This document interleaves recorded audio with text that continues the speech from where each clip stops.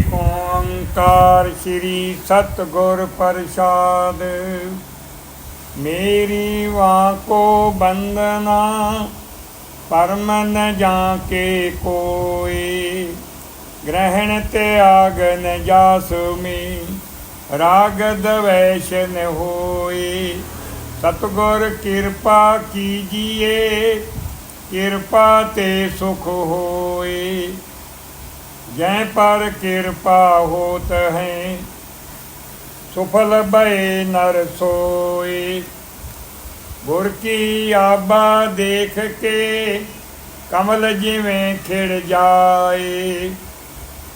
रसनी तांके वाक को सुनते ही सुख पाए। टहल करे गुरु संत की सहज मोह होए। सेवा करते संत की मान न राखे कोई।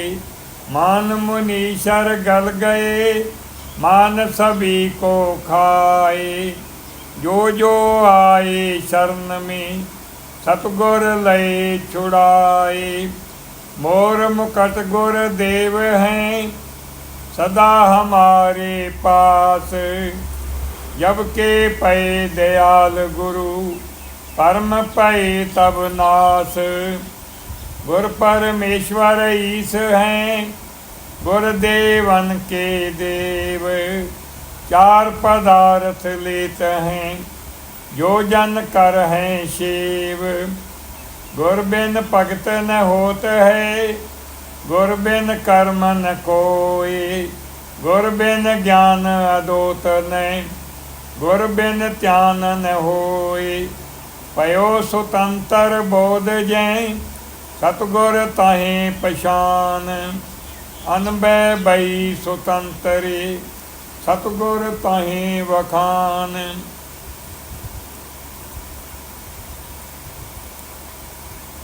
परमात्मा एक स्वतंत्र सत्ता, भगवान एक स्वतंत्र सत्ता, ब्रह्म एक स्वतंत्र सत्ता।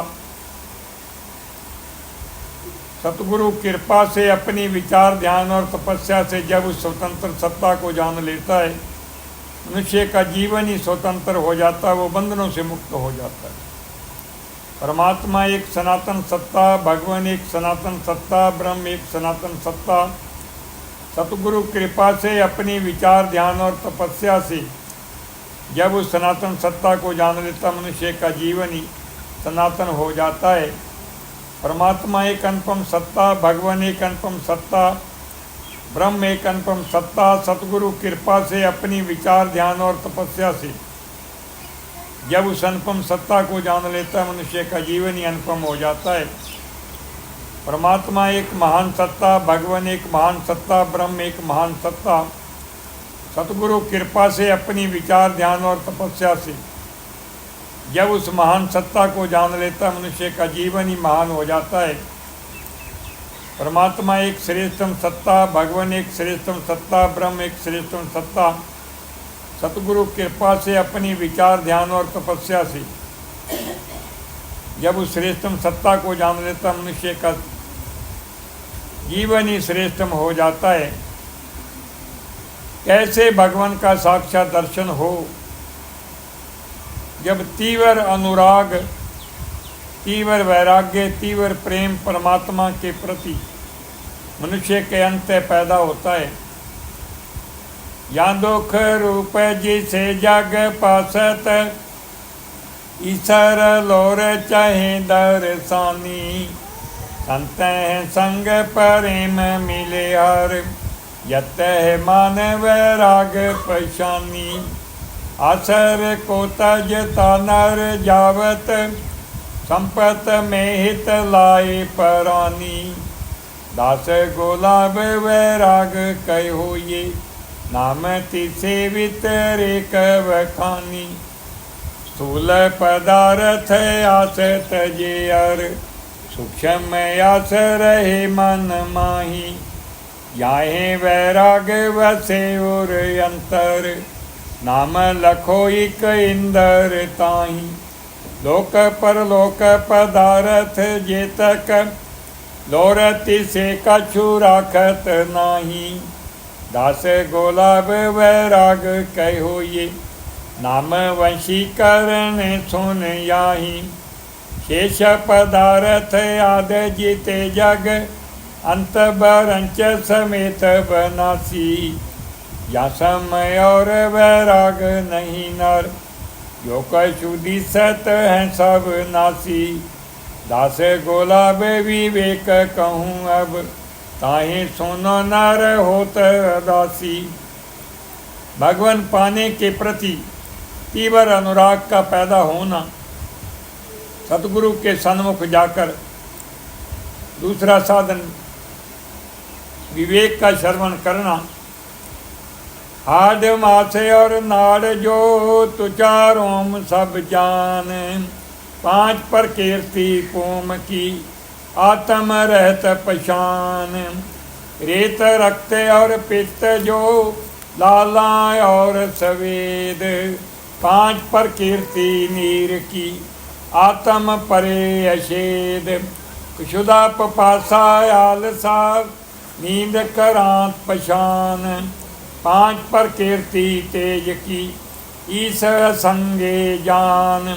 तावन पसरन उबरना चंचल हर संकोच, पांच पर कीर्ति वाय की ता पर आत्म सोच। अहंकार क्रोध और लोभ जो मत्सर मोह पशान, पांच पर कीर्त आकाश की ईस संगे जान।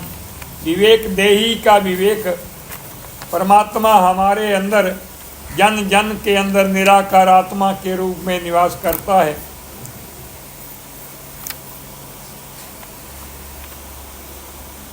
कैसे भगवान का साक्षात दर्शन हो? विवेक के द्वारा, खोज के द्वारा। इस देही के अंदर हाड मांस नाड़ी त्वचा और रोम, रेत रक्त पित्त श्वेत और लाला, कुशुदा पपासा आलस्य निंद्रा कांति, धावन पसरन उबरन चंचलताई और संकोच, अहंकार क्रोध लोभ मोह और मत्सर, ये सब देह के धर्म हैं, अनात्म धर्म हैं। शब्द स्पर्श रूप रस गंध, पांच पूत के पांचों बंद। और 25 पर कीर्त मिलाए, तामस 10 25 कहाय। इंद्री तो 10 राजसी, कर्म और ज्ञान, शातक अंत करने और 14 देव पशान।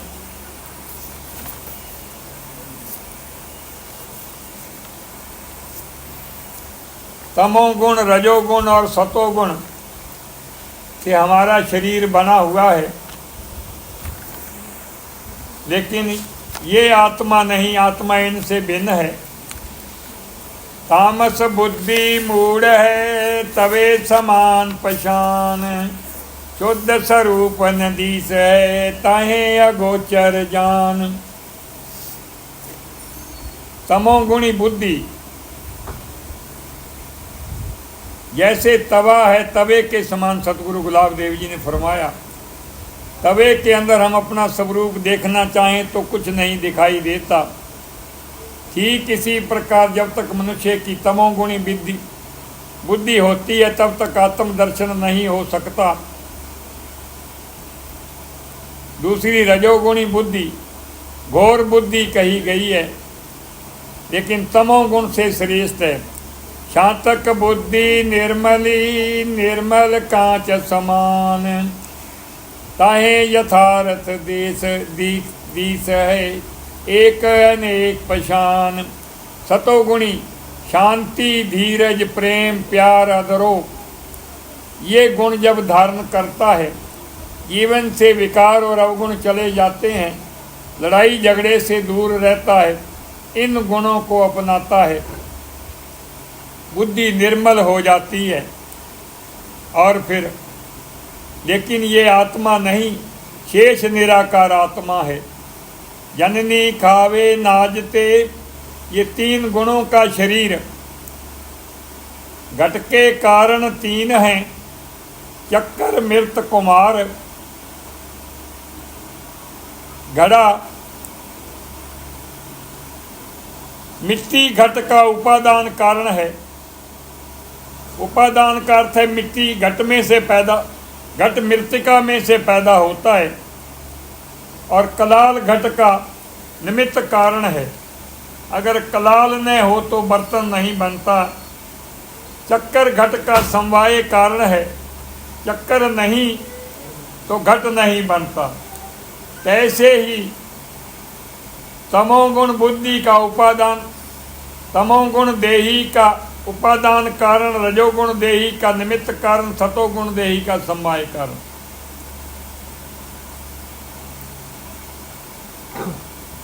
पांच तत्वों की सूक्ष्म सत्ता निश्चित स्थान पर निश्चित समय पर इकट्ठी हो जाती है तो देही जन्म लेती है। ये अन्न का शरीर है, लेकिन ये आत्मा नहीं, शरीर हमारा। इसके अंदर भगवान परमात्मा निराकार आत्मा के रूप में निवास करता है। आओ जानने की कोशिश करें, अपने मानव जीवन को सफल बनाने की कोशिश, चेष्टा और प्रयत्न करें। जननी खावे नाजते तब रखते आवे, नरु नाज को खाते हैं फिर बिंद उपावे। रक्त बिंद के मेलते ये बने शरीरा, छित-जल तेज आकाश को पुन मिले समीरा। जननी खावे नाजते तन वत्ता जावे, नवें संपूर्ण मास में फिर बाहर आवे। मात खाए कर अन्न को तह दूध पिलाई, बालक पीवे दूध को फिर वत्ता जाई। अन्न खाए कर बालका होए मोटा आवे, अन्न कर तन अदोत है फिर अन्न वधावे। अन्नमयो तन कोश में कर होम में लीता, चतर तरह नर कैद है इस तन में मीता। देहो हंग कर मान है यह वस्यो देहा, देहे वर्ण के कर्म कर फिर रस्यो येहा। विशेष लखे निज वर्ण को अरे और नशेदे, दास गुलाब पशान है यह ग्रस्यो पे दे। कुल लोके और वेद की यह लाजन काटी, कस्यो ताएं पशान है तिर लज्जायाती। ये अन्न का खजाना है देही, अन्न से पुष्ट हुई है। कहता मैं देह हूँ और देह के अंग भी मैं हूँ और देही के सब कर्म मैं करता हूँ। ये देह अभिमान में फंस जाता है। यह पूर्ण सतगुरु की पूर्ण कृपा का पात्र बन करके इस भेद को समझता है। ये सब अनात्म है, देह और देही के अंग ये सब अनात्म धर्म है। ऐ का अर्थ नहीं, आत्मा का अर्थ आत्मा। ये आत्मा नहीं, आत्मा इस हमारी देही के अंदर निराकार रूप के अंदर व्यापक है। प्राणोपान समान है उदयान बयाने, नागे कूरम किरकले तनज दीवाने। दसे पौन अवातरे पौन पौने मोरे, तरम पौन के गात में हूँ मानत बौरे। अन्न से ही प्राण है, अन्न से देही हमारी पुष्ट हुई है, अन्न से ही प्राण हैं। 5 प्रकार के प्राण हैं, प्राण उपान समान बयान और उद्यान। नाग कूरम किरकल देवदत्त और धनंजय ये भी आत्मा नहीं, ये भी अनात्म है।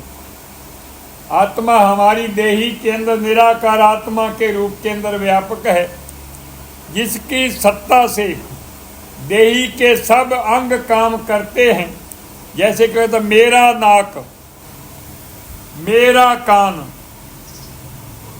इस प्रमाण से सिद्ध होता मेरा नाक।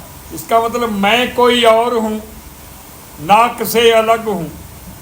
मेरी आँख, इसका मतलब आँख और मैं अलग हूँ। मैं नेत्रों को सत्ता देने वाला आत्मा हूँ। नासिका को सूंघने की सत्ता देने वाला आत्म स्वरूप, वही परमात्मीय सत्ता जन जन के अंदर है, उसे ही पहचानना है।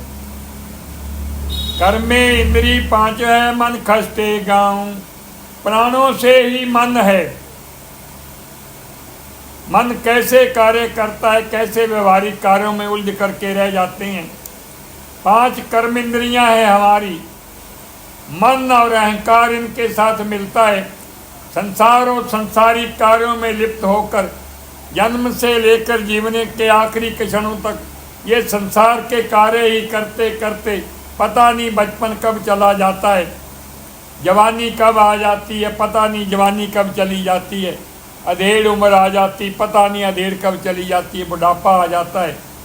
बुढ़ापा थोड़े लंबे समय तक साथ देता है, लेकिन तृष्णा बढ़ जाती है। पता लग जाता है कि मेरा शेष जीवन छोटा रह गया, ये भी कर लूँ, ये भी कर लूँ, ये भी कर लूँ। न परमात्मा का सिमरण कर पाता है, न देह अभिमान मिट पाता है, न अंत झांक करके आत्म दर्शन कर पाता है, न मानव जीवन सफल बना पाता है। खाली हाथ संसार में आता है, खाली ही चला जाता है। लेकिन अगर सद्गुरु के ज्ञान रूपी अमृत को श्रवणों के द्वारा पीते पीते पीते हृदय रूपी घट भर जाता है, जीवन से विकार और अवगुण निकल जाते हैं, गुणमय जीवन हो जाता है। शांति, धीरज, प्रेम, प्यार, अदरोह इन गुणों से समाज के अंदर सबके साथ मिलजुल करके चलता है। देह अभिमान मिट जाता है, आत्म दर्शन हो जाता है, मानव जीवन सफल हो जाता है। यही कार्य करने के लिए मनुष्य धरा पर आया है। कर पाते हैं तो जीवन सफल है। अब ही समय, अब ही समय सतगुरु के सन्मुख बैठकर सतगुरु से ज्ञान को श्रवण मनन निध्यासन करके देह अभिमान को मिटाकर, देह और अंग हम नहीं, हम एक निराकार सत्ता आत्मा है। ज्ञाने इंद्री पांच है, छठ बुद्ध मने वे, ज्ञाता तिना स्वभाव है, फिर आप लखे वे। पांच ज्ञान इंद्रियां हैं हमारी, नेत्र, नासिका, रसना, त्वचा, श्रवण, बुद्धि और चित्त। ये साथ मिलकर के विज्ञान का कार्य, ज्ञान का कार्य करते हैं। और किसी पदार्थ को पाकर आनंद बुद्धि को प्राप्त होता है। भोजन बहुत स्वादिष्ट था, फलों का रस बहुत स्वादिष्ट था, भोजन में बहुत रस था।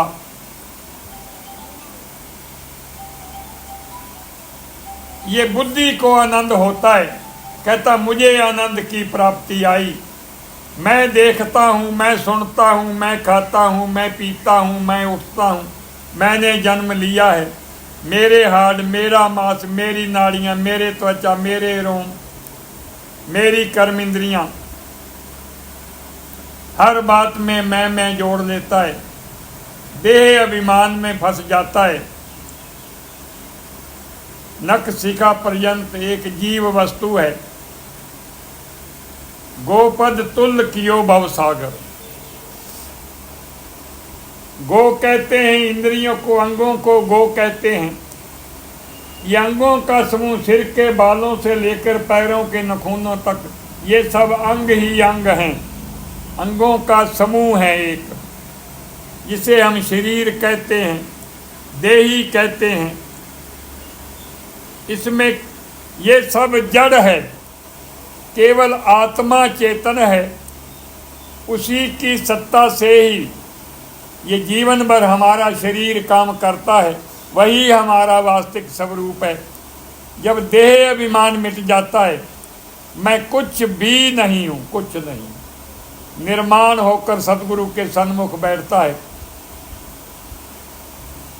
निर्मल जीवन हो जाता है, आत्मा के साथ तद्रूप हो जाता है, मानव जीवन सफल हो जाता है।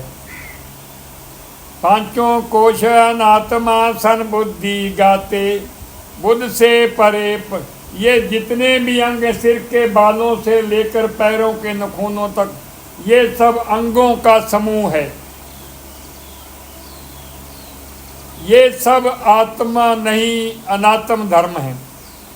पांचों कोश अनात्मा सन बुद्धि गाते, बुद्ध से परे परम, इनसे परे है परमात्मा।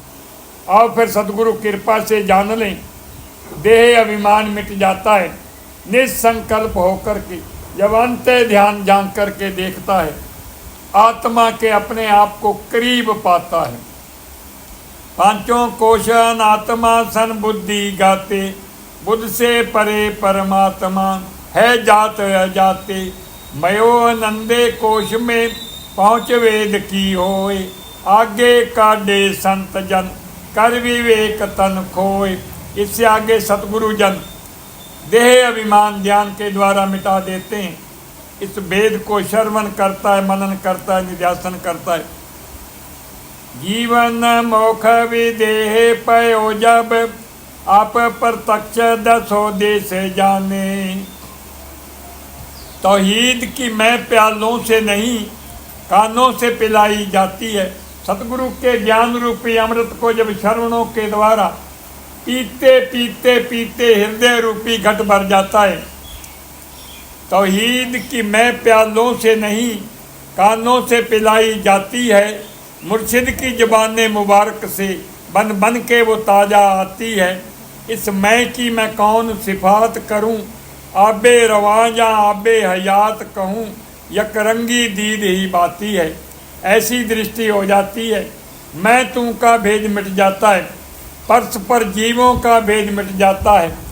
एक बूंद है और एक सागर है। बूंद जब सागर में छलांग लगा देती है, सागर में मिल जाती है, सागर स्वरूपी हो जाती है। नमक की पुतली के मन में विचार आया, देखें सागर कितना महान है। उस नमक की पुतली ने सागर में छलांग लगा दी। क्या कहें कुछ कहा न जाए, सागर स्वरूपी हो गई। खांड के दाने के मन में विचार आया, देखें सागर कितना महान है। उस खांड के दाने ने सागर में छलांग लगा दी। खुद का अस्तित्व भी मिट गया, नाम रूप सब कुछ मिट गया, सागर ही हो गया। खांड के खिलौने के मन में विचार आया, देखें सागर कितना महान है। उस खांड के खिलौने ने सागर में छलांग लगाई, खुद का अस्तित्व ही मिट गया, सागर स्वरूपी हो गया। इसी प्रकार परमात्मा रूपी अमृत का सागर है। जब विकार और अवगुणों से रहित हो जाते हैं, देह अभिमान मिट जाता है, अंत झांक कर देखते हैं तो आत्म मिलन हो जाता है। परमात्मा रूपी अमृत के सागर में जब छलांग लगाते हैं तो जीव रहता ही नहीं है। परमात्मा के साथ तद्रूप होकर परमात्म स्वरूपी हो जाता है। इति जीवनम शेष कुछ नहीं, कुछ भी नहीं। हे राम जी, भगवान महल के 4 द्वारपाल हैं। जैसे हमने किसी बहुत बड़े आदमी से मिलना है तो उसके गेट पर पहरेदार खड़े हैं, 2 3 4। इसी प्रकार ये परमात्मा का महल है, 4 द्वारपाल हैं इसके। हे राम जी, भगवान महल के 4 द्वारपाल हैं। जब तक हम द्वारपालों से पहरेदारों से नहीं मिलते हैं, जिस बड़े मंत्री से या जिस बड़े आदमी से हम मिलना चाहते हैं नहीं मिल पाते हैं। पहले उनसे मिलते हैं, फिर अंदर जाकर घर के मालिक से मिलते हैं, उस बड़े महान से मिलते हैं। ठीक इसी प्रकार भगवान महल के, हे राम जी, भगवान महल के 4 द्वारपाल हैं। जब तक इनसे मिलन नहीं, भगवान मिलन नहीं।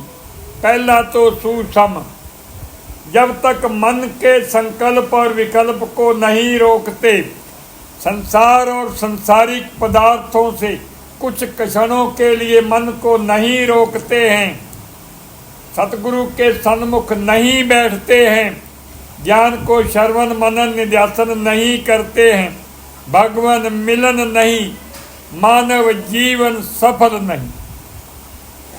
पहला तो सुसम, दूसरा सुविचार। जीवन में हर कार्य को विचार से करना, व्यवहारिक कार्य को भी विचार से करना। अनजाने में एक कदम हम सड़क पर उठा लेते हैं, उसी क्षण ही ठोकर लगती है। तो जीवन में कितनी विचार की आवश्यकता है। व्यवहारिक कार्यों को हे राम जी, दूसरे सुविचार से जब तक मिलन नहीं, भगवान मिलन नहीं। विचार से नहीं चलता, सम्मान नहीं, सामाजिक जीवन में सफलता नहीं, समाज में मान सम्मान नहीं। सुसंतोष, जितने पदार्थ हैं उसी में ही संतोष रखना। और सुसत्संग, हे राम जी, जब तक सत्संग नहीं, इन चारों से मिलन नहीं, तो भगवान मिलन नहीं, मानव जीवन सफल नहीं। हे राम जी, अगर केवल सत्संग को ही अपना लेता है, वहाँ सुविचार की ही बातें होती हैं। दूसरा द्वारपाल भी सुसत्संग के अंदर ही है, सुविचारना भी सत्संग में ही है। और सुसम, सत्संग में जाकर मन के संकल्प और विकल्प को रोक करके सतगुरु से ज्ञान को श्रवण करना, सत्य करके मानना, एकांत में विचार करना और अंत भगवान से मिलन। हमारे अंदर ही भगवान आत्मा के रूप के अंदर है। आनंद की प्राप्ति, जीवन सफल। तख्त वालों के पते देते हैं तख्ते गौर के, खोज मिलती है जहाँ तक और निशान कुछ भी नहीं, कुछ भी। ये जीवन का कार्य सतगुरु के सन्मुख सत्संग में आकर हमने करना है। यही जीवन का विशेष कार्य। जीवन के सब कार्य करते हुए ये कार्य हमने करना है, इसके लिए समय निकालना है। इससे नाम विख्यात रहता है, जाने के बाद भी नाम कायम रहता है। गुणों से नाम कायम रहता है, भगवान सिमरन से नाम कायम रहता है, भगवान मिलन से नाम कायम रहता है। सतगुर दास गुलाब और चरण वंदनाधार, अवनी भार उतारने गुर कलगी प्रभ अवतार।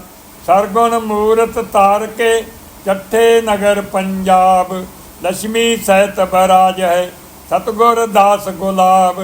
सतगुर दास गुलाब की उपमा कही न जाए, शेष अंसर फनों से गावे अंत न पाए।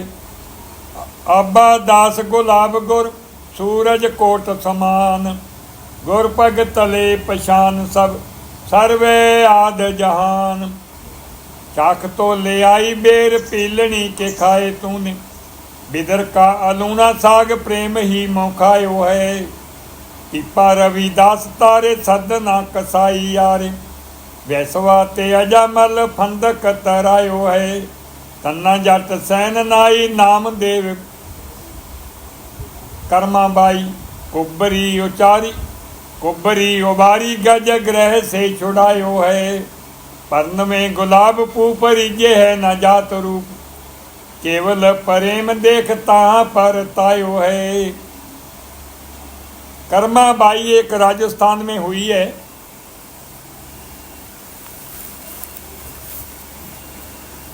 उसने एक प्रण किया, भगवान जब तक आप दर्शन नहीं देते,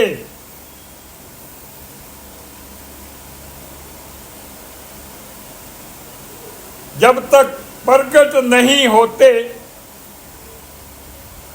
मैंने भोजन नहीं पाना है।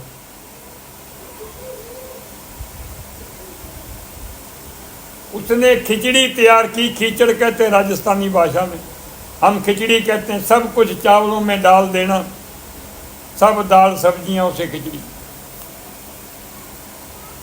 उसके मन में विचार आया, पता नहीं भगवान को कौन सी वस्तु, संसारिक वस्तु पसंद है। उसने चावल में सब कुछ ही डाल दिया। जो भगवान को पसंद होगा वो मेरी खिचड़ी खीचड़ खाएंगे और आनंद की अनुभूति होगी, मुझे आशीर्वाद देंगे। जब जब मैं पुकार करूंगी तब तब मुझे भगवान मिलन होगा।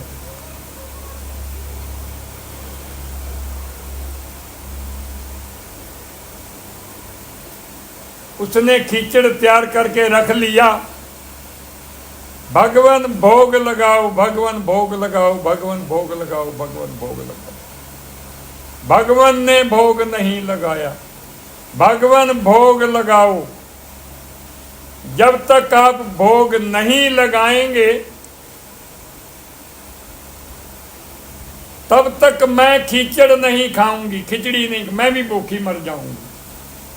भगवान भोग लगाओ, भगवान भोग लगाओ, भगवान भोग लगाओ।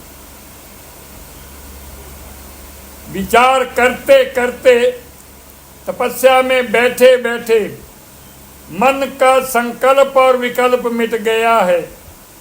संसार और सांसारिक बातों से वृत्ति हट गई है। देह अभिमान मिट गया है। अंत एक गैबी आवाज आई उसके अंत, कर्मा बाई तुम किस रूप में पुकार रही हो? मैं तो निराकार रूप में तेरे अंदर ही हूं। मेरा आदेश है कि तुम भोजन पाओ।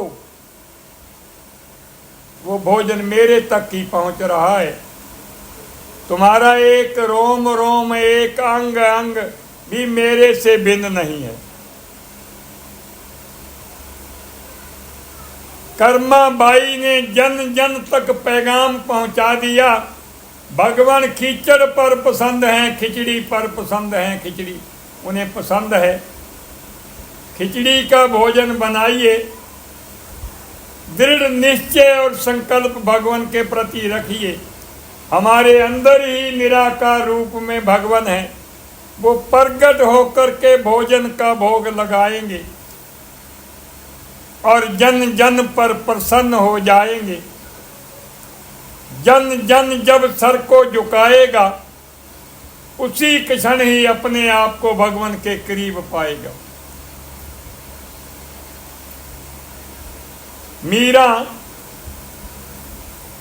राजा भोज की महारानी राजमहल से बाहर चली जाए और उसे सामने एक मंदिर दिखाई दे और उसमें जाकर के ध्यान में बैठ जाए।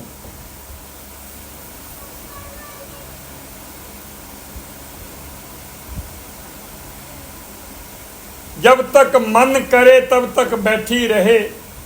मीरा को ये लगे ये चारों ओर सब दृश्य भगवान ही भगवान है, कृष्ण ही कृष्ण। मीरा बचपन के अंदर एक मूर्तियां बेचने वाला आया। भगवान ले लो, भगवान ले लो, भगवान ले लो, भगवान।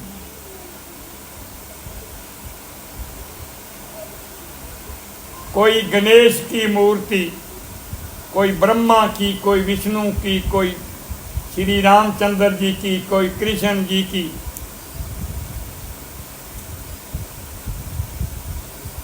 कोई सुदामा की, अनंत देवी देवताओं की मूर्तियां। उसने 108 सांचे के अंदर 108 मूर्तियां बनाई और लारी पर अपनी रेडी पर रख करके बेचने के लिए जा रहा है। भगवान ले लो, भगवान ले लो, भगवान ले लो। मीरा ने सोचा भगवान तो मैंने भी लेना है। बाहर आकर लारी वाले से पूछती है, रेडी वाले से, भी भगवान कितने का है? बोले 5 पैसे का। बोले इतना सस्ता भगवान 5 पैसे का? इन मूर्तियों में से मुझे भगवान दे दो। वो मूर्तियां बेचने वाला कहने लगा ये सब भगवान के ही सब रूप हैं, तुम्हें जो पसंद है ले लो। उसने एक उठाया, बोले ये भगवान, बोले ये भगवान। रख दिया दूसरा, ये भगवान, ये भगवान, ये भगवान। बोले ये सब ही भगवान हैं। बोले इतना सस्ता सौदा? उसके पास गोलक था जो उसे खर्चा देते थे। उसने गोलक को तोड़ा और हिसाब लगाया 5 पैसे के हिसाब से। 108 मूर्तियों के पैसे उसको दे दिए। कहने लगी ये घाटे का सौदा नहीं है, अभी भी मेरे पास गोल्क में से कुछ पैसे बच गए हैं, ये तो बहुत सस्ता सौदा। सारी मूर्तियां लारी वारे से लेकर के राजमहल के अंदर, सपील जैसे हम सपील कहते हैं, सपील के पूरे राजमहल में 108 मूर्तियां 108 आकारों में रख दी। मीरा की माँ आई है। मीरा कहती है माता आपको कुछ राजमहल बदला बदला दिखाई नहीं दे रहा महल? बोले नहीं मीरा मुझे तो कुछ नहीं बदला दिखाई दे रहा, ध्यान से देखो, लगता नहीं कुछ बदला बदला महल है हमारा। बोले नहीं कुछ नहीं बदला हुआ। बोले लगता नहीं है महल बदला बदला। बोले नहीं कुछ नहीं बदला। बोले देखो तो सही माता कितने भगवान ही भगवान है। अरे मूर्ख लड़की तुमने क्या कर दी। अब मीरा राजमहल से युवावस्था के अंदर राजा भोज से शादी हो गई, लेकिन राजमहल में एक भी मंदिर नहीं, एक भी मंदिर नहीं, कोई अर्चना नहीं करे राजमहल के अंदर। मीरा का जब मन करे राजमहल का द्वार खोल करके निकल जाए और एक मंदिर में जाकर के बैठ जाए ध्यान में, उसे लगे कि भगवान मेरे अंग संग हैं, भगवान मेरे अंग संग हैं, श्री कृष्ण मेरे अंग संग हैं।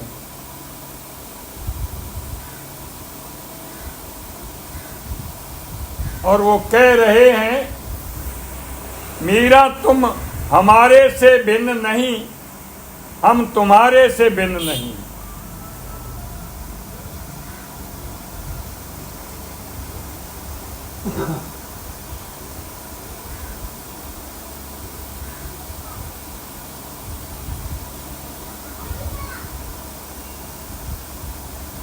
जितना मन करे बैठ करके वापिस आ जाए। राजा भोज ने कहा मीरा तुम मंदिर में मत जाया करो, राजमहल के अंदर हम मंदिर बनवा देते हैं, तुम बाहर मत जाया करो। मीरा ने कहा राजन जिस भावना से मैं जाती हूं और जाकर के वहां मैं बैठती हूं निध्यासन आसन के अंदर, उसी भावना से आप सब राजमहल के सदस्य चलिए, मेरे संग बैठिए। मैं ये अनुभव करती हूं कि कृष्ण मेरे से भिन्न नहीं, भगवान भगवान से मैं भिन्न नहीं। अगर आप वहां बैठेंगे जिस भावना से मैं बैठती हूं, आप भी बैठिए। अगर आपको भगवान दर्शन न हो, आपको ऐसा नहीं लगे कि कृष्ण मेरे अंग संग हैं, कृष्ण का और मेरा, भगत और भगवान का कोई भेद नहीं, अगर ऐसा न लगे फिर मैं मंदिर जाना छोड़ दूं। लेकिन ठाकुर गए नहीं, विचार का विषय। भावना का ही फल मिलता है हमारे अंदर ही, परमात्मा निराकार आत्मा के रूप के अंदर। श्री कृष्ण जी उद्धव को साथ लेकर के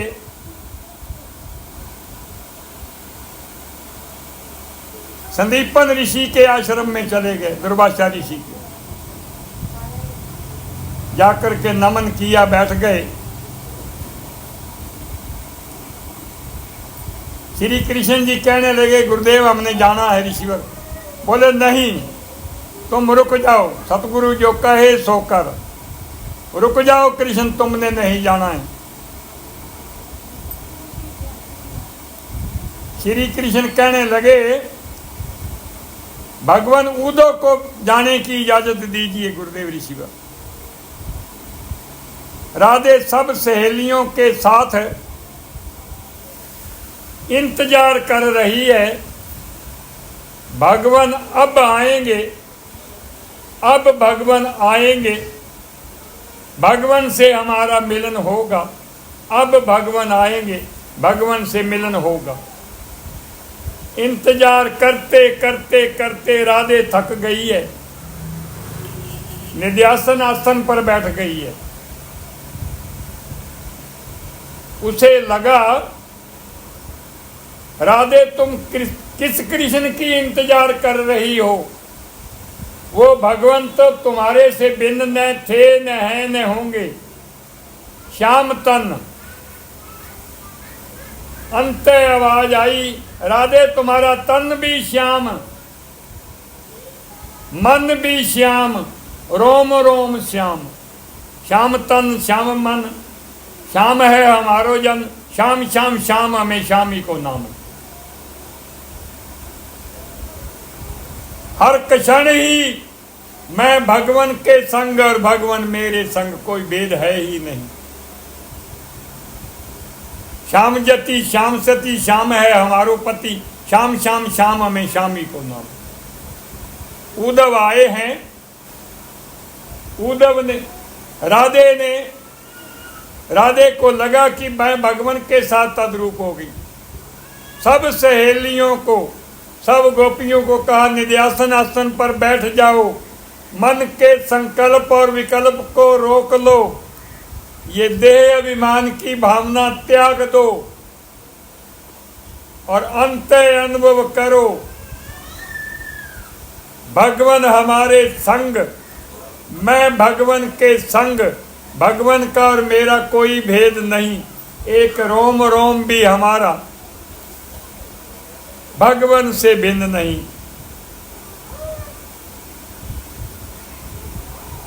श्याम जत श्याम सत, श्याम है हमारो पत। यति एक संकल्प करता है उसी पर जीवन का।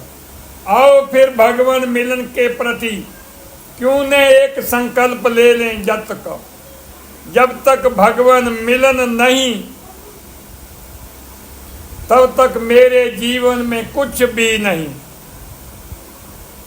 भगवान एक सत्य सत्य है, सत्य। जैसे ही यत करता है, एक संकल्प लेता है, एक सत्ता है, भगवान सत्ता है। उससे मनुष्य की पत रहती है, यत सत और पत।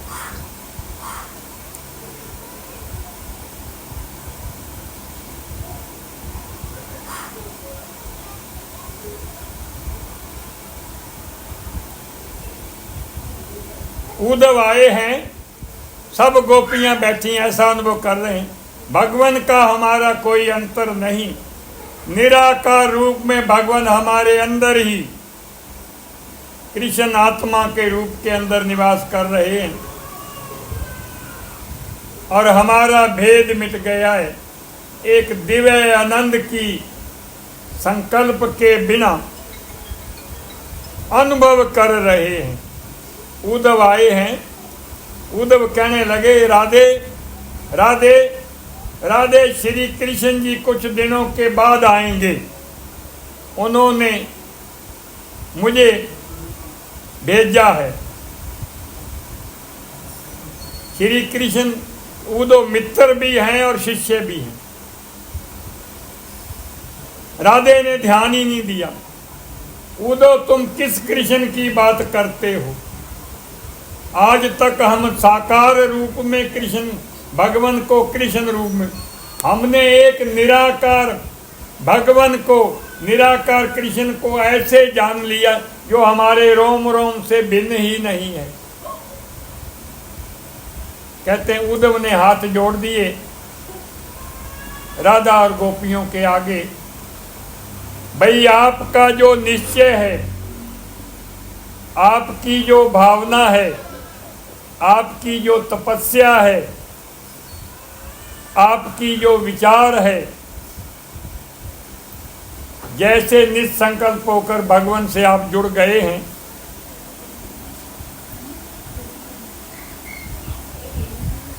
ये तो उद्धव भी नहीं कर पाया। अहंकार मिट गया है, निर्माण हो गया है।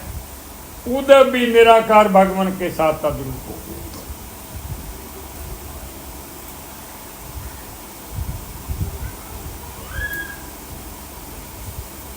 सब संगत को बहुत बहुत आशीर्वाद। बोलो सतगुरु गुलाब देवी जी महाराज प्रसाद बन।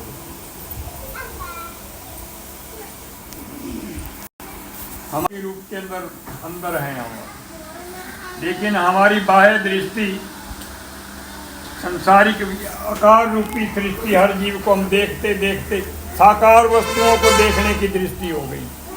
जैसे ही हम मन के संकल्प और विकल्प को रोकते हैं, सत्संग में आकर सदगुरु के सन्मुख बैठते हैं, सुविचार और सुसंतोष से अंतः अनुभव करते हैं, दृष्टि हमारी अंतः प्रवेश करते करते बाह्य अंगों से वृत्ति हट जाती है, निराकार आत्मा के साथ अपने आप को तद्रूप पाते हैं। वही हमारा वास्तविक स्वरूप है, जो सत्य है, चिद है और आनंद स्वरूप। केवल आत्मा ही सत्य है, चिद का अर्थ है चेतन है, और उसको जानने से एक आनंद की प्राप्ति होती है।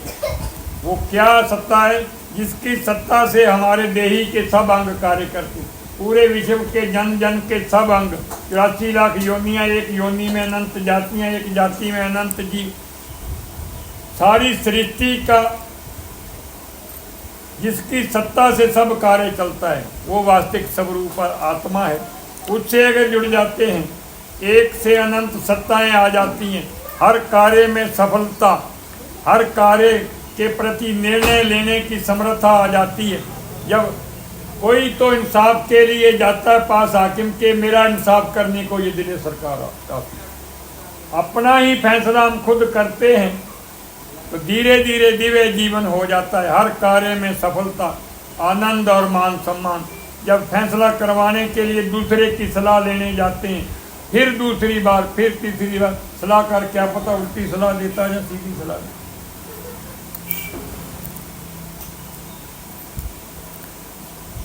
आशीर्वाद बच्चों, सत्संग हो गया, कुछ रहो, आवाज रहो, जाना है जिसको जाओ, रुकना है जिसको रुको।